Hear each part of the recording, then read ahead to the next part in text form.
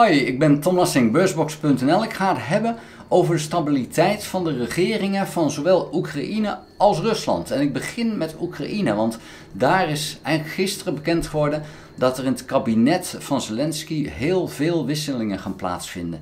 En normaal gesproken is in een stabiele situatie het geen goede zaak als je daar veel wisselingen in hebt. Dat geeft dan toch wel de nodige onrust. Nou is het feit, er is in Oekraïne geen stabiele situatie.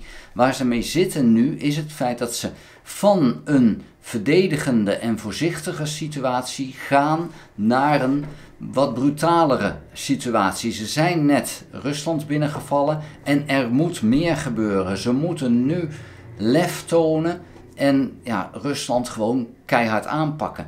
Dat kan je dan het beste doen met een team wat daar ook voor gaat. Het huidige team is ingezet op een moment dat we gaan echt ons volledig op verdedigen inzetten. Nou prima, dat is ook aardig gelukt mag ik zeggen. Maar ik denk dat het geen slechte zaak is dat je dan dat team vervangt door mensen die zeggen van ja, wij gaan er nu voor om die oorlog te winnen. Dat is wat we nu willen. Wij willen niet verdedigen, we willen die oorlog winnen.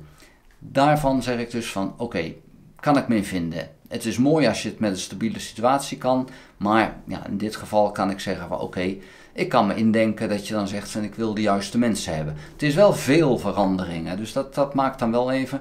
En het is natuurlijk ook zo dat die mensen allemaal zonder ervaring daar zitten. Kan eventjes ook binnen het ambtenarenkorps wat onrust geven. Dan gaan we naar Rusland. Daar zie je ook dat er mensen vervangen worden, maar is toch anders. In Rusland is het vaak toch een vervanging van mensen worden aangeklaagd. Worden voor corruptie opgepakt. Het is niet, ik ga je vervangen, je krijgt een andere plek. Nee, ik ga je vervangen, je gaat de gevangenis in. Of je valt uit een hoog raam. Dus daar is het toch anders. Dat komt omdat Rusland een dictatuur is.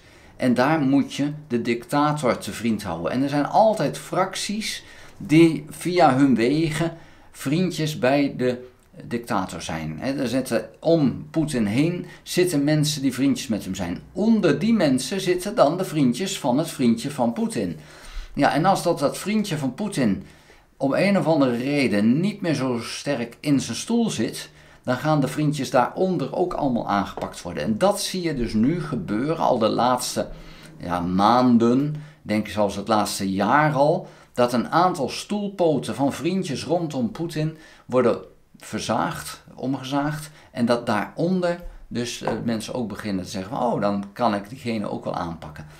Ik denk een heel andere situatie. Dat maakt niet dat in Rusland de zaak nu helemaal instabiel is, dat pertinent niet, maar het maakt dat bepaalde fracties gewoon verdwijnen, zwakker worden en anderen worden sterker. En dat heeft alles te maken met wie kan zich op een juiste manier en juiste moment inlikken bij de dictator. Bij een dictatuur is het zo dat de leugens zijn talrijk en je moet iedere keer maar net in die goede leugens passen en niet in het verleden iets hebben gedaan wat in de huidige leugen dus heel slecht uitkomt. Ja, dat maakt het heel moeilijk. Je moet je niet te veel laten zien en niet te uitgesproken zijn, dan kan je het heel ver brengen. Maar op een gegeven moment moet je kleur bekennen. Ja, en dan hoop je dat je op dat moment op de goede plek zit.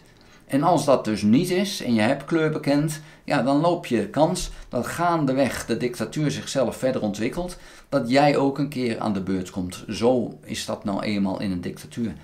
Bij Oekraïne, wat veel meer een democratie is, zie je dat mensen gewoon vervangen worden. En dat als er dan weer verkiezingen zijn, dan kunnen ze weer een kans hebben. Als je kijkt naar de kabinetsleden, dat zijn dan toch vaak mensen die daarvoor of ambtenaar zijn geweest, of een functie in het bedrijfsleven hadden. En die vinden hun weg wel weer. Maar het is niet zo dat ze massaal in de gevangenis verdwijnen, zoals het in Rusland wel is. Dat is eventjes het verschil tussen die twee landen. Ik dacht, ik ga het toch maar even uitleggen. Dus ik ben ook helemaal niet zo verontrust over wat er gaande is in Oekraïne. Ik denk dat het een logische zet is. Het is alleen zo, het is toch wel vrij fors ingezet. Daar wil ik erbij laten. Vond je de video interessant? Geef een duim. Heb je nog geen abonnement op dit kanaal? Abonneer je dan. Druk dan ook op het belletje en dan krijg je een notificatie als ik een volgende video gemaakt heb. Dat kan alleen maar als je ingelogd bent in je YouTube account. Ga ook naar www.beursbox.nl en schrijf daarin op de gratis nieuwsbrief. Dank voor het kijken. Houdoe!